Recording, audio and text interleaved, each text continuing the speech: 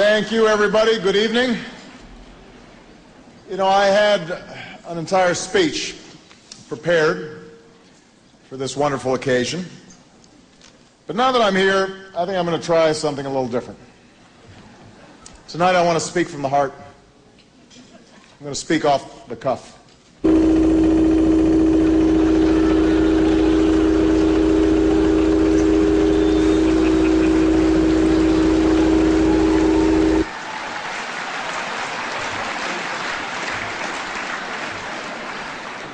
Good evening. Pause for laughter. Wait a minute. This may not be working as well as I... Let me try that again. Good evening, everybody.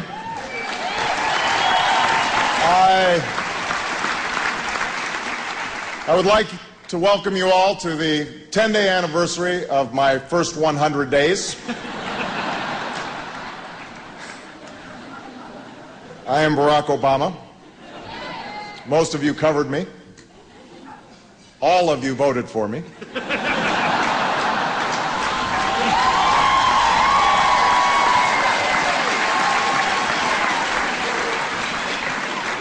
Apologies to the Fox table. Where are they?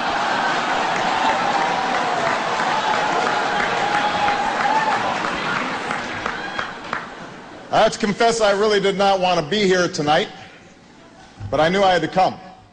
Just one more problem that I've inherited from George W. Bush. But now that I'm here, it's great to be here. It's great to see all of you.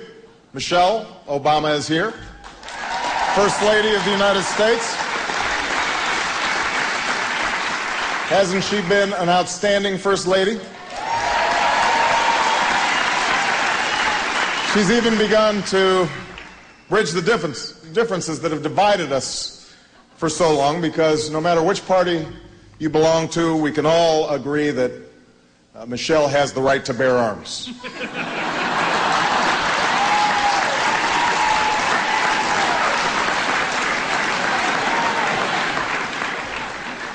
Now, Sasha and Malia aren't here tonight because they're grounded.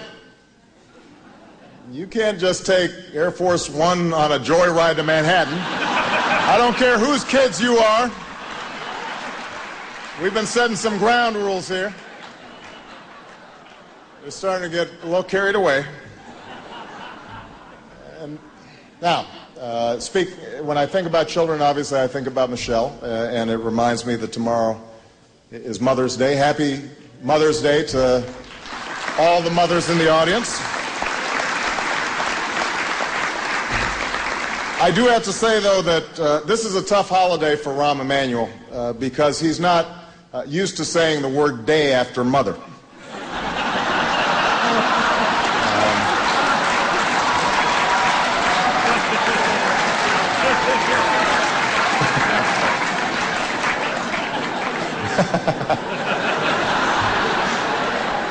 That's true. David Axelrod is here. You know, David and I have been together for a long time. I can still remember it. I get a sort of, I tear up a little bit when I think back to that day that I called Ax so many years ago and said, "You and I can do wonderful things together." And he said to me the same thing that partners all across America are saying to one another right now. Let's go to Iowa and make it official. Yeah.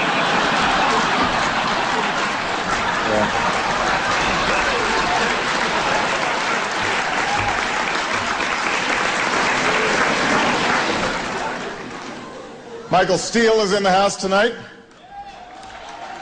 Or as he would say, in the heezy. What's up?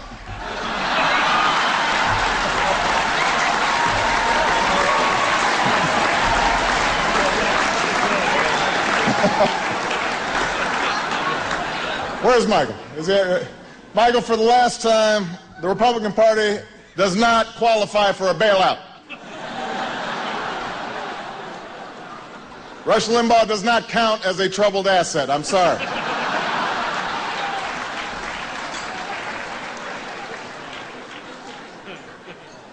Dick Cheney was supposed to be here, but he is very busy working on his memoirs, tentatively titled How to Shoot Friends and Interrogate People.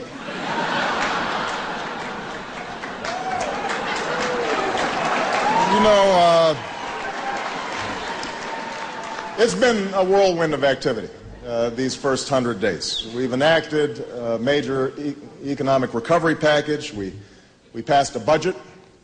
We forged a new path in Iraq. And no president in history has ever named 3 commerce secretaries this quickly. Which reminds me, if Judd Gregg is here, your business cards are ready now.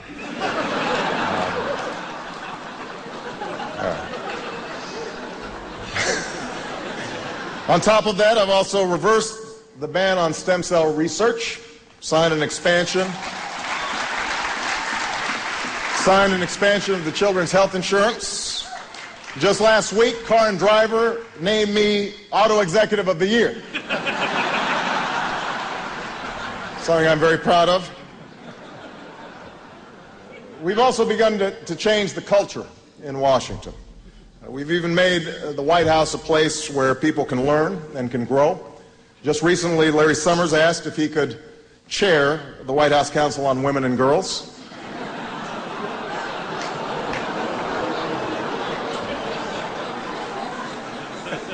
And I do appreciate that Larry's here tonight because it is 7 hours past his bedtime.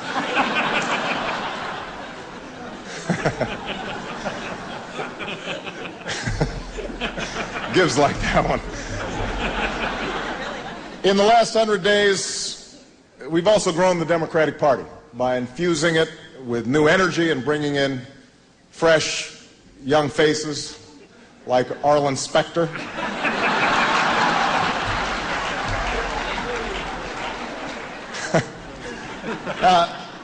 Joe Biden rightly deserves a lot of credit for convincing Arlen to make the switch. But Secretary Clinton actually had a lot to do with it, too. One day she just pulled him aside and she said, Arlen, you know what I always say, if you can't beat him, join him.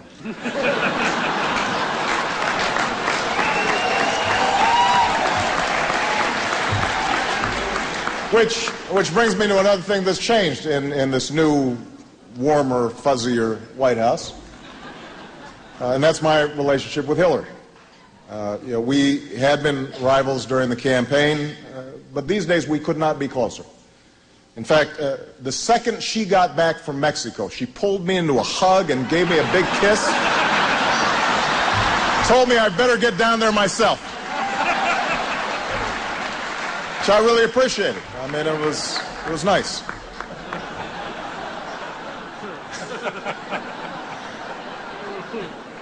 And of course, we've also begun to change America's image in the world. We talked about this during this campaign, and we're starting to execute. We've renewed alliances with important partners and friends. If you look on the screen there I am with Japanese Prime Minister Taro. There I am with Gordon Brown. But as I said during the campaign, we can't just talk to our friends. As hard as it is, we also have to talk to our enemies. And I've begun to do exactly that. Take a look at the monitor there.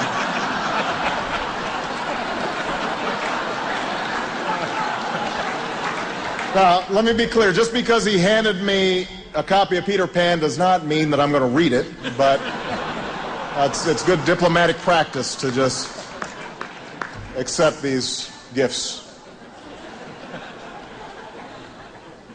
All this change hasn't been easy. Change never is. So I've cut the tension by bringing a new friend to the White House. He's warm, he's cuddly, loyal, enthusiastic. You just have to keep him on a tight leash. Every once in a while he goes charging off in the wrong direction and gets himself into trouble. But enough about Joe Biden.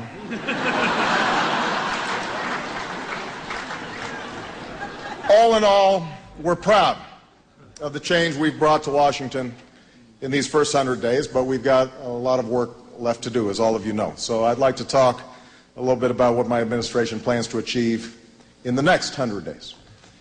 During the second 100 days, we will design, build, and open a library dedicated to my first 100 days. It's going to be big, folks. In the next 100 days, I will learn to go off the prompter, and Joe Biden will learn to stay